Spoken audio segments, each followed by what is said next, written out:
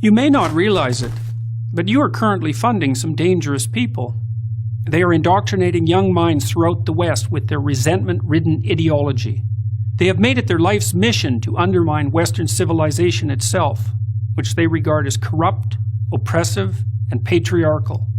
If you're a taxpayer or paying for your kid's liberal arts degree, you're underwriting this gang of nihilists. You're supporting ideologues who claim that all truth is subjective, that all sex differences are socially constructed, and that Western imperialism is the sole source of all third world problems. They are the postmodernists, pushing progressive activism at a college near you. They produce the mobs that violently shut down campus speakers, the language police who enshrine into law use of fabricated gender pronouns, and the deans whose livelihoods depend on madly rooting out discrimination, where little or none exists. Their thinking took hold in Western universities in the 60s and 70s, when the true believers of the radical left became the professors of today.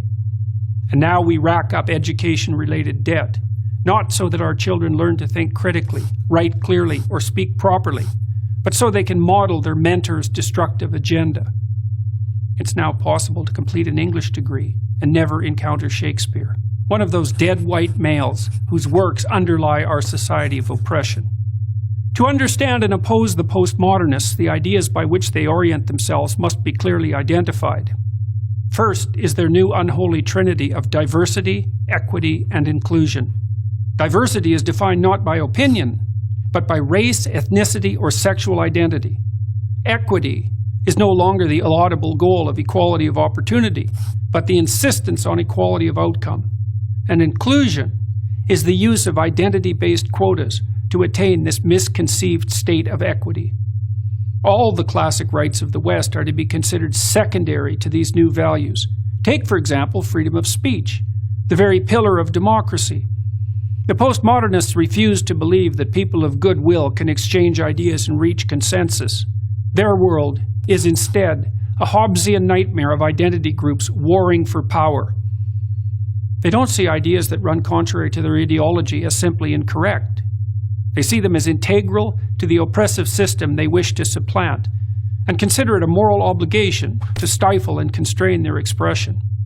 Second is rejection of the free market, of the very idea that free voluntary trading benefits everyone. They won't acknowledge that capitalism has lifted up hundreds of millions of people, so they can, for the first time in history, afford food, shelter, clothing, transportation, even entertainment and travel. Those classified as poor in the US, and increasingly everywhere else, are able to meet their basic needs.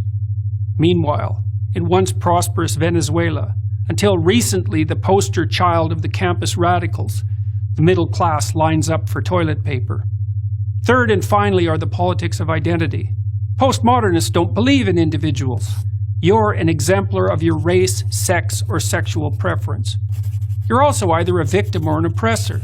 No wrong can be done by anyone in the former group, and no good by the latter.